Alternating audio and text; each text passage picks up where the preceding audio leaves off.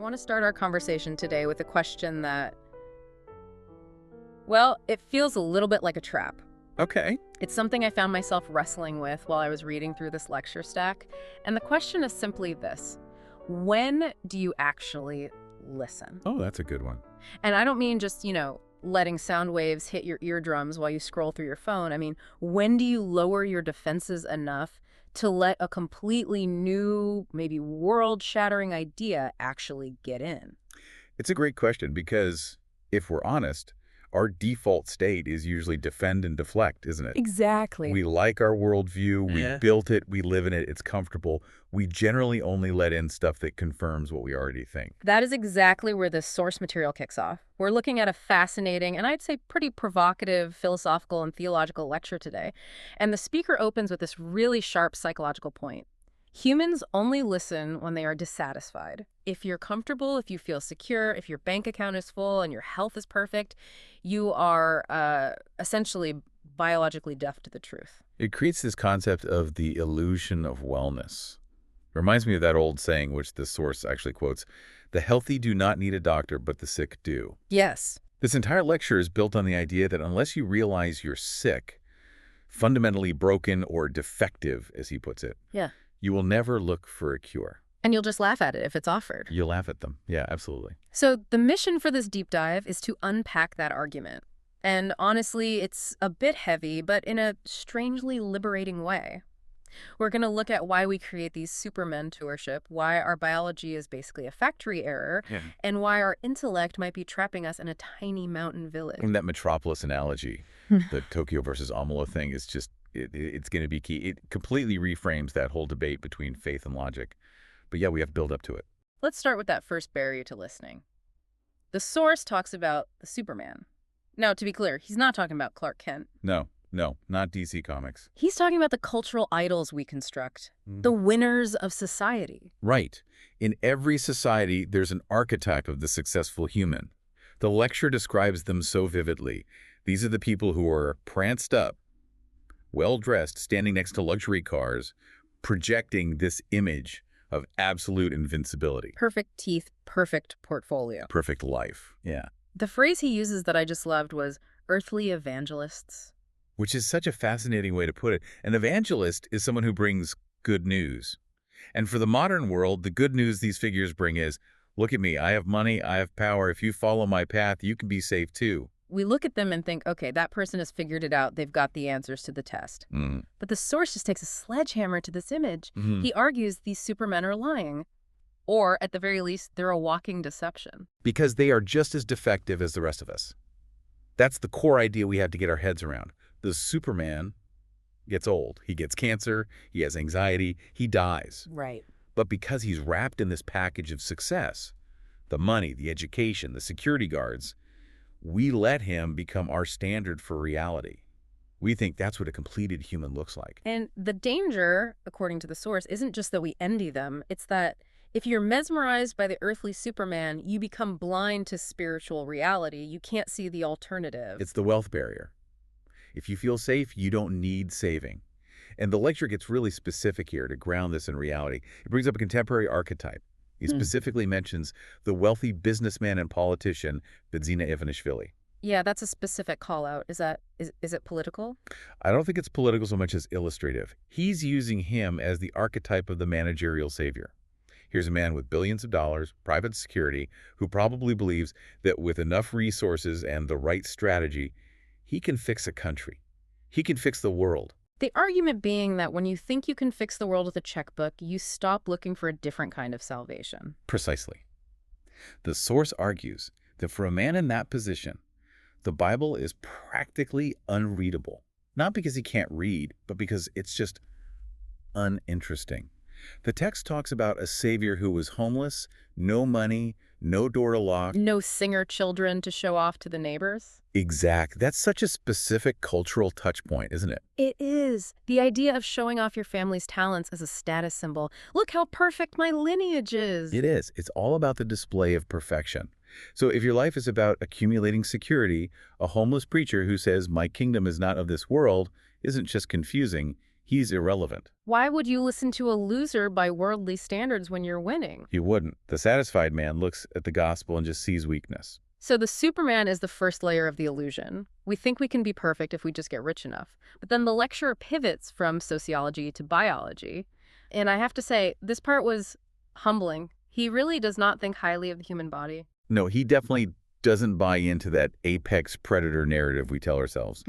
He just dismantles the idea of human physical superiority. He basically calls us a biological error. A mistake in the factory. That's a rough thing to hear on a Tuesday morning. It is. But think about it. He compares us to the animal kingdom. Look at a lion or an elephant, infinitely stronger. A horse, so much faster. But even beyond that, look at the maintenance. Oh, the maintenance cost of being human is incredibly high. My grocery bill alone. That's the point he stresses. A shark swims in the ocean. Does it need a wetsuit? No. Does it need a doctor? No.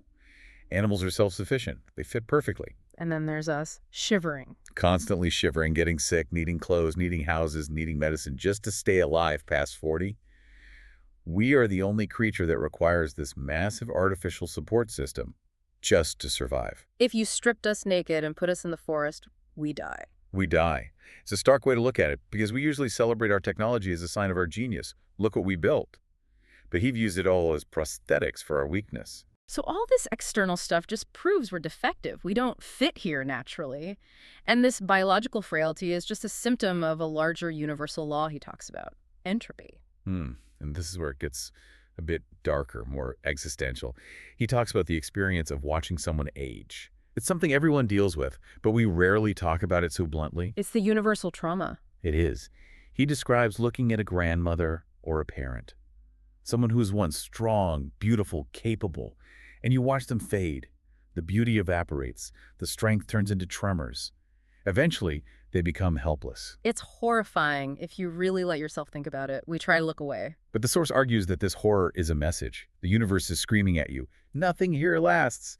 If you really look at nature, flowers fading, trees dying, people decaying, you have to ask yourself, is this it? Is this worth building my life on? And that ties right back to the dissatisfaction we started with. Yes. You have to reach that point of existential crisis. You have to look at your own weakness, the decay of your loved ones, and just admit, I am defective. This world is defective. That's the sickness that requires a doctor. That's it. If you think you're fine, or if you think science will eventually solve death, you're still in the illusion. You're still comfortable. You haven't listened yet. Okay, so let's say I've listened. I admit I'm defective. I see the world is fading. I'm ready for the cure. But this is where we hit the next wall, the wall of intellect.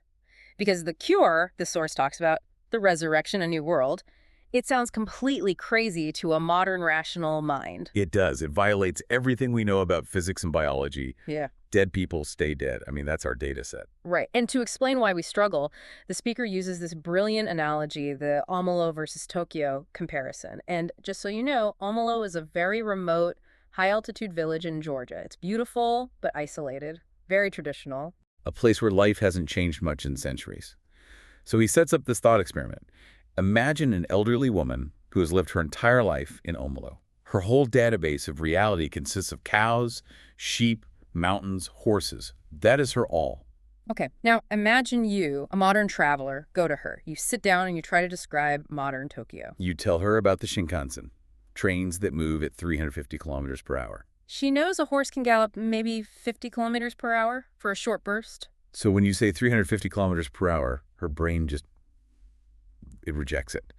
It's impossible in her world. Then you tell her about trains running in the sky monorails, people talking through glass squares across the globe. She would call you a liar. She would have to call you a liar. If she is a rational, logical woman based on her experience, you are speaking nonsense. You're telling fairy tales. Her experience is real, but it's limited. And Tokyo is real. It exists. It has neon lights and high-speed trains. But because she hasn't seen it, her intellect has no file folder for it. And that is the parallel to faith. The source argues that the resurrection, the idea of a new body that doesn't age, a world without entropy, is simply Tokyo to our Omelo minds. We are the villagers. We think we're sophisticated, but really we're just villagers. We are. We look at the data of our world. Bodies rot, metal rusts. So when Jesus comes along and talks about a kingdom where those rules don't apply, our intellect just says fairy tale. train in the sky. So how do you bridge that gap? You can't explain Tokyo using the logic of cow herding. You can't. And this is his definition of faith, he says. You have to trust the traveler. If the old woman in Omelo has a grandson she loves and trusts, and he comes back and tells her about Tokyo, she believes him. Not because she understands the mechanics. No, but because she trusts the witness. So faith isn't abandoning logic, it's admitting your logic is limited to your village. Exactly. It's admitting, I haven't seen everything. You trust Jesus in this view because he's the traveler. He's the one who's been there and is describing a reality you can't see yet. This really helps explain the parables, doesn't it? Yeah. If you're trying to explain the internet to a medieval peasant, you have to use metaphors. It's like a magic scroll. Exactly. The source makes a really important distinction here between a fable and a parable. He compares Jesus to Sultan Saba or Bilyani, who's this legendary Georgian writer of fables. Think Aesop. Right, stories with a moral. The tortoise and the hare. Don't be lazy, work hard. Fables are earthly wisdom. They teach you how to survive better in the village. Yeah. But the source says Jesus' parables, or parabolas as he calls them, are different. They're not moral advice. They are glimpses of Tokyo. They are parallel comparisons. The kingdom of heaven is like. He's trying to describe a higher dimension using lower dimension language. He's saying, I can't explain the physics of the new earth, so I'll say it's like a mustard seed or like a treasure. He's using these parallel lines to give us a hint of a reality that defies our physics. But if you're satisfied with your village, if you think Omelo is the entire universe, you won't bother trying to decode the metaphor. You'll miss it entirely. You'll think it's just poetry, when it's actually technical documentation for another reality. I want to zoom out a bit because the source also applies this idea of defectiveness to human history. We have this progressive view of history, right? We think we're constantly getting better, smarter, marching toward utopia. And this source just says, stop dreaming. He is definitely not an optimist about historical progress. He describes history as cyclical. He talks about the golden age illusion. The idea that we have these brief moments of sunlight. Yes, he suggests societies have these windows. He throws out the number 70 years, a few generations, where a good generation arises. You get peace, art, science. He lists some heavy hitters: classical Greece, the Roman philosophical peak, the 12th century in Georgia under Queen Tamar. Even ancient Egypt under Joseph. But his point is, it never lasts. Why? Because a bad generation always follows. The population shifts, a tyrant arises, or the people just become corrupt and lazy from prosperity. It's the old saying, hard times create strong men create good times create weak men. Weak men create hard times. It's exactly that cycle. He argues you cannot build a perfect eternal society because the raw material, the human population, is inherently defective. He has this line, if you have 3 million defective people, you can't have a perfect government. That runs so counter to our modern political thinking. We're obsessed with systems. We think if we just pass the right laws or install the right leader, we'll fix a human condition. He's saying, no, you can't legislate away entropy. You can't vote away defectiveness. So history is just a washing machine, spinning round and round, waiting for a solution that isn't political.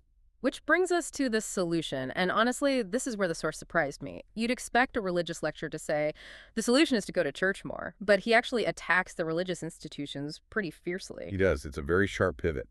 He separates religion, the institution, from relationship, the cure. He gives this scathing critique of the modern church structure, specifically referencing the 38 dioceses in Georgia. He compares them to the Soviet Committee. I did a double take reading that. It's a deliberate provocation. He compares the church hierarchy to the Raikom, the district committees of the Communist Party. He's saying it has become a bureaucracy, an administrative state with managers and intermediaries. So he's saying the institution has become another Omelo village structure. In a way, yes. He argues that the crucifixion was supposed to be the moment that canceled all of that. He says Jesus didn't come to set up a new central committee. He came to cancel the need for burnt offerings, festivals, holy days, and crucially intermediaries. He lists things like candles, specific feast days. He seems to be saying, if you're obsessed with what feast day it is, you've missed the point. He views those as shadows of the old system. The new contract means the door is open. He argues that all the institutional clutter actually distracts from the core cure, that direct connection. A call for a stripped-down direct faith. No bureaucracy. Which is threatening to bureaucracy, obviously.